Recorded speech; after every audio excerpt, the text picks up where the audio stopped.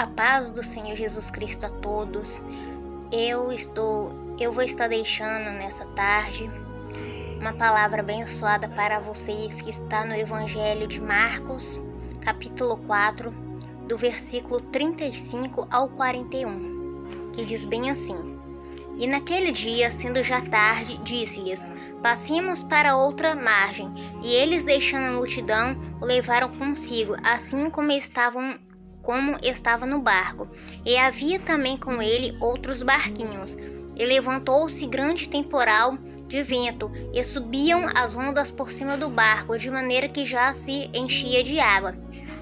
E ele estava na popa dormindo, sobre uma almofada, e despertaram-no, dizendo-lhe: Mestre, não te importa que pereçamos? E ele, despertando, respondeu o vento e disse ao mar: Cala-te e aquieta-te. E o vento se aquietou, e houve grande bonança. E disse-lhes: Por que sois tão tímidos? Ainda não tendes fé? E sentiram-se um grande temor, dizendo uns aos outros: Mas quem é esse que até o vento e o mar lhe obedecem? Amém?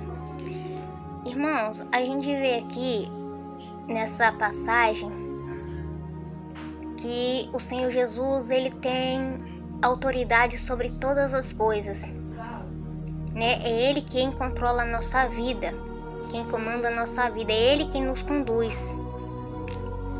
Muitas pessoas andam aí vivendo cheio de idolatria, né? Colocando o homem, né, acima do Senhor Jesus, né? Colocando deuses de barro, né, acima do Senhor Jesus. Quando a gente vai lá em Salmos, capítulo 115, onde fala a respeito dos deuses de barro, que tem boca e fala, que tem olhos e não vê, que tem ouvidos mas não ouve, tem nariz mas não cheira, tem mãos mas não apalpam, tem pés e não anda. A gente percebe que eles são seres imóveis, né, que não se move, que não anda, que não faz, que não atende ninguém, né, que não ouve prece de ninguém, que não responde. E a gente sabe que Deus, ele pode se mover sozinho, né? Ele ouve as nossas orações, o nosso clamor, ele nos responde, ele nos vê. A palavra do Senhor diz que ele contempla todos os moradores da terra. E ele nos contempla, ele contempla o nosso sofrimento, ele contempla a nossa dor. E aqui a gente vê que o Senhor Jesus, ele tem grande autoridade. Quando o barco, quando eles estão lá enfrentando aquele temporal que vem sobre eles no barco, né? O barco já se enchendo de água, eles apavorados, e o Senhor Jesus tranquilo, né, na popa, no barco, dormindo. Eles despertando, né, com aquele grande temor, com grande medo, apavoramento. Pergunta: Mestre, não te importa que pereçamos? Ele vai lá na frente e ordena: Cala-te. E o vento se cala. O mar se acalma. As águas do mar se acalmam, o vento se cala. E o Senhor Jesus, ele pergunta aos discípulos: Por que o temor? Ainda não tendes fé? Aí eles se admiram, um olha para o outro, se admira e pergunta: Quem é esse que até o mar o obedece? Quem é esse? Eu tô falando de quem aqui? Eu tô falando do Criador de todas as coisas, do dono de todas as coisas. Eu tô falando aqui de um homem que tem autoridade, que se ele mandar, até o inferno tem que obedecer. Até o mar tem que obedecer, até o vento tem que parar, tem que se calar para ouvir a sua voz. E a gente vê que depois de mesmo com muitos sinais que as pessoas vê, que as pessoas presenciam, que a pessoa vivencia no seu dia a dia, é livramento, tantas coisas, né, que acontecem na vida da pessoa, mesmo com tantas adversidades, mesmo com tantas coisas ruins que acontecem, a pessoa ainda tem a coragem de duvidar de Deus. Que nem eu já ouvi, você me desculpa, mas eu não acredito na existência de Deus. Outros já partem para gozação, para zombação, debochar. Que Deus é esse? Seu imaginário que ninguém consegue ver. Só consegue ver mesmo, né, os que crê. Aqueles que não viram e creram, né?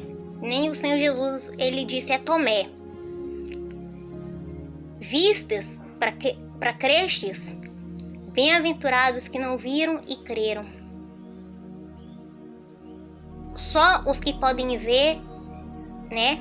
Os que vê, né? Os que têm certeza mesmo que ele existe, tem a fé, acredita.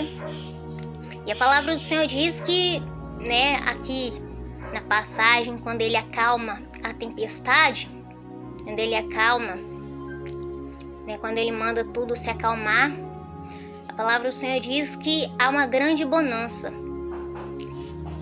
né? Por onde o Senhor Jesus passava, ele operava milagres, ele operava prodígios, ele operava maravilhas. De que Deus que eu tô falando aqui? Eu tô falando do Deus que fez os céus e a terra. Eu tô falando do Deus que ele abre porta, e se ele abre porta, ninguém pode fechar. Eu tô falando de um Deus aqui que abre porta de bênção. Eu tô falando de um Deus aqui que opera milagres, que cura enfermidade, que salva, que liberta, que restaura, que renova, que dá ânimo, que dá força. É desse Deus que eu tô falando. E muitas pessoas hoje querem ser parece que querem ser mais do que Deus. Parece que querem ser melhores do que Deus. Parece que quer saber mais do que Deus. Deus não criou nada não, Deus não criou ar. Se estamos aqui é por causa do oceano. Gente, é cada coisa. Bem que a palavra diz, lá em Colossenses, capítulo 2, versículo 8, que nós temos que tomar cuidado com os estudos filosóficos, né, que vem segundo a tradição dos homens, segundo o rudimento do mundo e não de Deus, porque em Deus há toda a plenitude de conhecimento. Quando a gente pega, meus irmãos, quando a gente pega a Bíblia, que é a palavra do Senhor, a gente se a gente se enche de conhecimento. Por quê? Porque a gente está se aprofundando na palavra de Deus.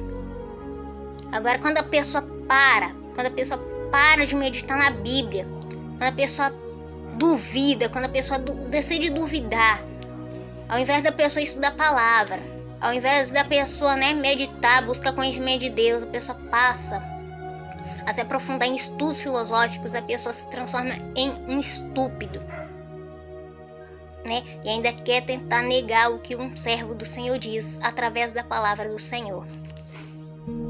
Amém?